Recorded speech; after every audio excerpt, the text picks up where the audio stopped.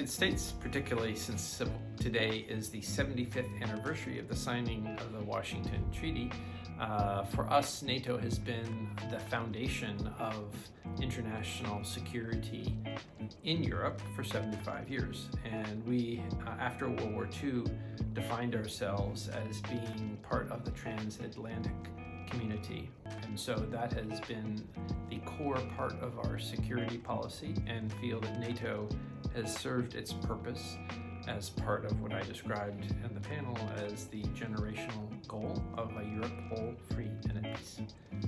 The world is more than just Europe.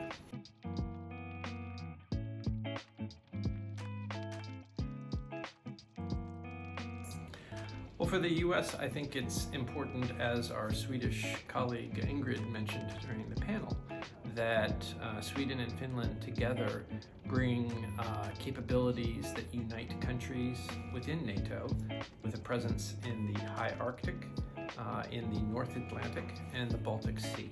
And so I think it makes coordination between the security of existing allies like Norway, Denmark, Estonia, Latvia, and Lithuania that much easier, because we have two very capable countries that are located in a geographically important part of Europe.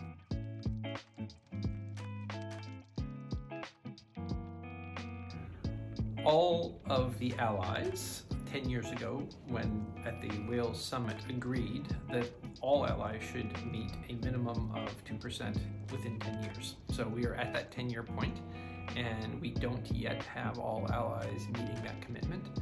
I think it's important, not just as a number, but as an understanding that collectively our community faces a renewed threat, very clearly threats coming from Russia, and that collectively we need to have greater investment in our capabilities, the units, in artillery shells as one example, and that so collectively all the countries need to spend more and need to meet that commitment from 10 years ago.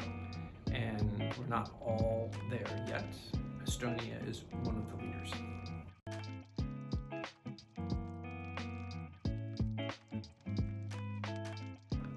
We talked a lot about institutionally what the EU does and what NATO does during this conference, and there'll be more discussions later today.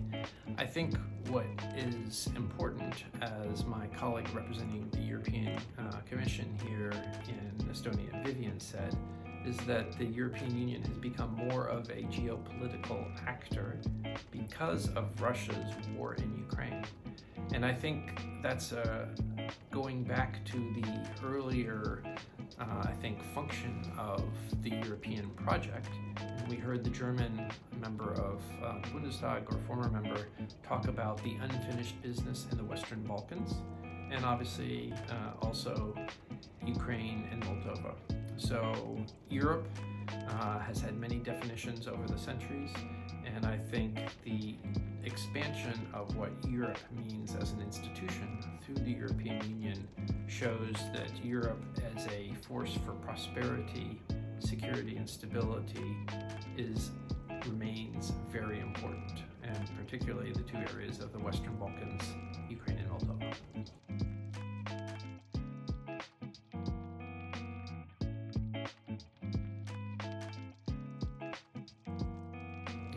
So I think they're slightly different categories. Both Georgia and Ukraine were offered that eventual membership promise in Bucharest in 2008, now 16 years ago.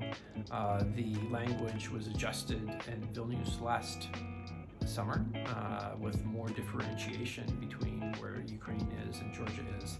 I think what was important, first of all, that NATO has always had an open door policy. It started at 12, 75 years ago today. You could go all the way up to 1996, which is over 40 odd years, and there were only 16 members. And in the last 25 years, NATO has gone from 16 to 32.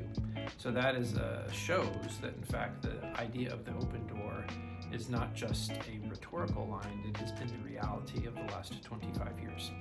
how countries meet the standards of NATO is, I think, what both Ukraine and Georgia face. It's not just whether the military is able to fight at the same level.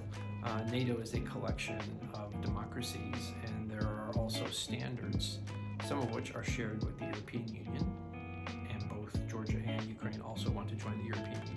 So I think it's drawing more closely together, and the conversation, particularly on Ukraine in Washington in July, will focus on what is oftentimes described the bridge to NATO membership.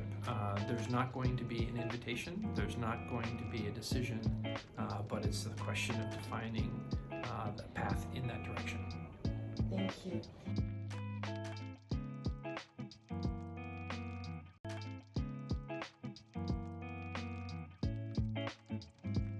Well, for me, I can say that my father was a U.S. naval officer, so I grew up in a U.S.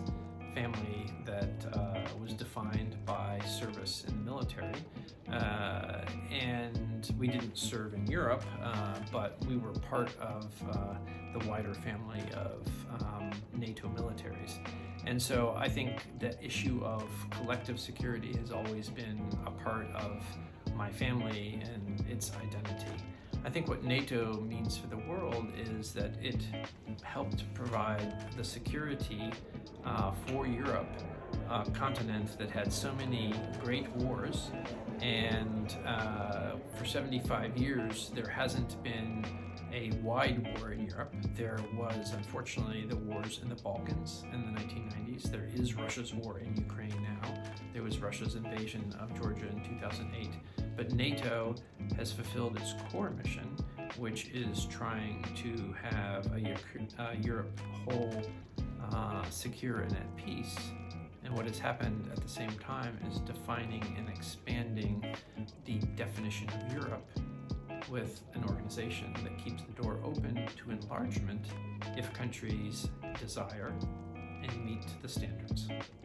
Thank you.